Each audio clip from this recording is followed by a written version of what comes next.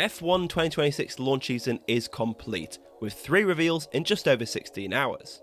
F1's brand new team, the World Champion team, and Adrian Newey's new team all reveal their liveries and some hints about their true 2026 expectations. It started with Cadillac revealing an unconventional split-sides livery during the Super Bowl extravaganza, and it even plonked a car in Times Square in New York before conducting another filming day on track in Bahrain on Monday in its new livery.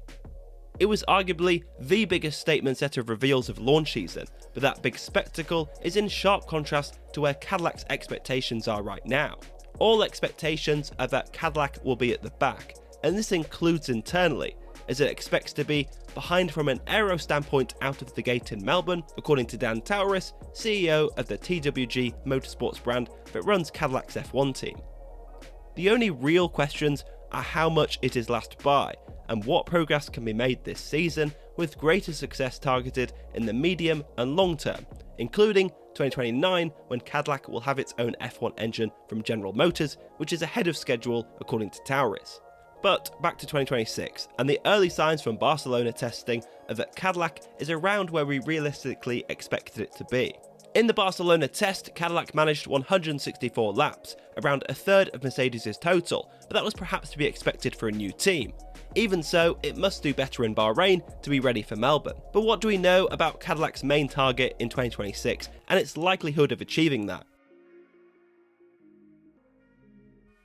For most teams, being slowest across 5 days of pre-season testing might be a cause for concern. That's not the case for Cadillac, which appears to have shown it has what it takes to clear the most important hurdle it faces in 2026, qualifying for races. And though it might surprise you to hear this from us about a team 4.572 seconds off the fastest time, this pace was gently encouraging. While not a particularly reliable indicator for the peak pace deficit, it at least hints Cadillac is in the ballpark of where it needs to be on speed. Valtteri Bottas' time was 6% adrift of Lewis Hamilton's test benchmark for Ferrari, well within the 107% qualifying cutoff, so Cadillac at least appears to have the pace required to make the grid, especially when you consider the 107% figure is calculated based on the Q1 pace setter rather than the overall fastest qualifying time. HRT was the last team to be barred from an F1 race because it hadn't met the 107% cutoff with either car at the season opening 2012 Australian Grand Prix. Is Cadillac comfortably avoiding that scenario, setting too low a bar? We don't think so, given this team has been put together in double quick time, and the circumstances are very different to when Haas entered F1 10 years ago, when it finished 6th on its debut.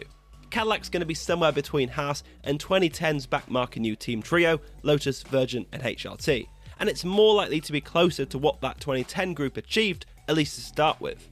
The scale of the challenge of creating a new team for modern F1 to go up against organisations that have been competing for at least a decade cannot be underestimated. Every new part, process and facility has had to be built up, and both its Silverstone base and the headquarters in Indiana won't be complete for some time. It's not like Cadillac has assembled a team of F1 rookies or no-hopers.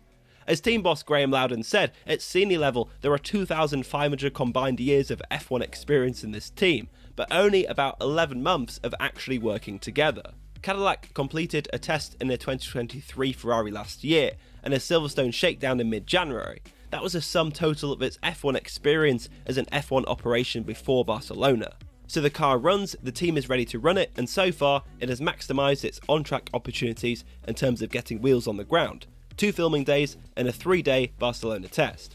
Okay, the mileage hasn't been prolific, but it's a start. It'll be a bigger concern if by the end of this week in Bahrain, the Cadillac is still only piecing together short stints and a limited overall lap total. That would leave it with a lot of work for the final test in Bahrain, and run the risk of things getting too stretched for it to go to Australia for its debut with meaningful confidence. There's also the reality that other teams will crank things up in Bahrain, and we will start to get a measure of where the real benchmark is, and therefore how close Cadillac can actually get to it.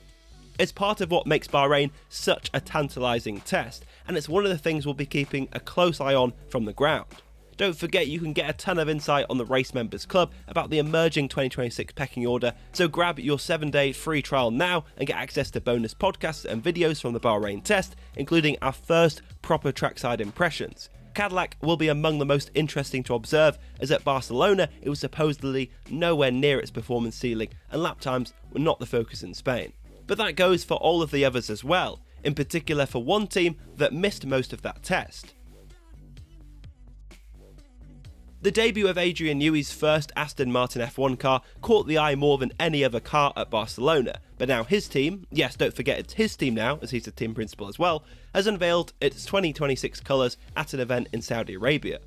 There were no surprises here on the livery front, but we have some interesting insight on Aston Martin's 2026 expectations. Prior to the launch event, Newey had revealed that Aston Martin lost about 4 months to its rivals as its car only got into the team's new wind tunnel in mid-April. That led to a very compressed timescale and an extremely busy 10 months, but led to Aston Martin's late debut in the final hour of day 4 of testing at Barcelona. We sent John Noble to find out more at Aston Martin's 2026 launch.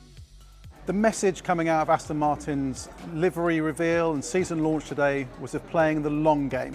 This isn't a year that's going to be defined by how they perform in the Australian Grand Prix. It may not even be defined by how they perform over the first 5 or 6 races. It's about how they go for the whole season. Obviously the team only made the penultimate day of Barcelona testing, Fernando Alonso out on the final day, and it was all very last minute. Adrian Newey, the team principal, said today that car only ran in black in Barcelona because partially in truth they hadn't had time to paint it. So they've been pushing things a lot. They don't have much mileage at the moment compared to other teams like Mercedes, like Ferrari, like Red Bull, so they need to catch up. They don't know yet where they stand. The test in Barcelona wasn't very conducive, constant speed running on the main straight, when they've got no idea yet where the Honda power unit stacks up, how their power unit, energy management stacks up. So this is why it's a key week in Bahrain. But the clear message, this was from both Adrian Newey, who spoke on stage but didn't speak to us in the media session. He got caught in meetings and had to leave, so we still haven't heard from him directly. But it was that this is going to be rapid development. There's going to be a lot of car development from now to Australia, then from Australia to the middle of the season. Power units too could change. There's the additional development opportunities for power units that can push them on over the second half of the season. So an awful lot could evolve, could change. And Fernando Alonso gave the phrase of the long game. I'm here for the long game.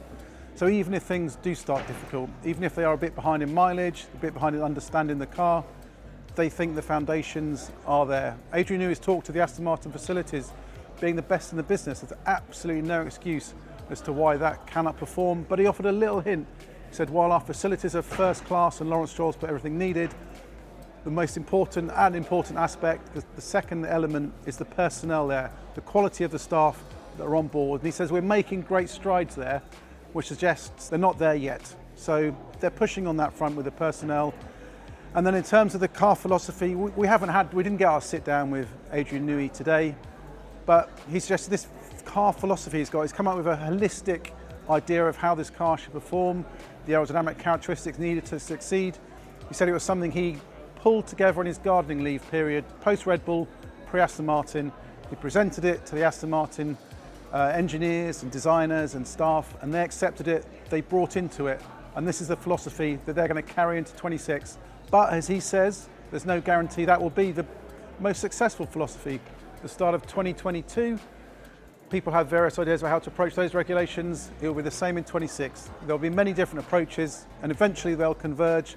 At the moment, we don't know which one is going to be the best one. But as Fernando and Adrian said, it's the long game and it's not where they are performing now. It's where they're going to be middle of the season, end of the season, and more importantly, into 2027.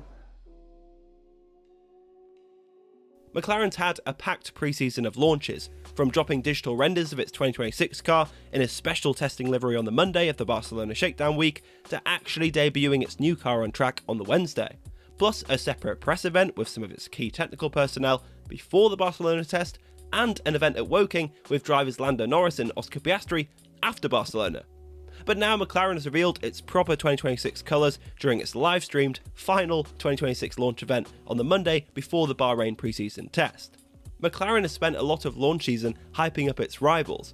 McLaren Racing CEO Zak Brown picked Red Bull's F1 engine as one of the key 2026 surprises so far, while team boss Andrea Stella believes its engine supply Mercedes but has raised the bar this year.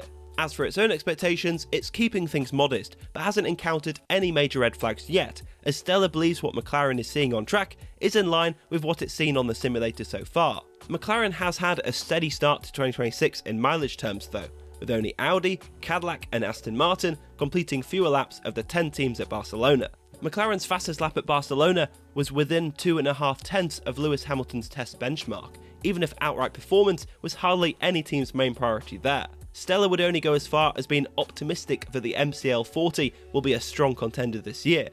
But he also highlighted how a lot of 2026 will be about who develops the quickest, not just who starts off the year the fastest.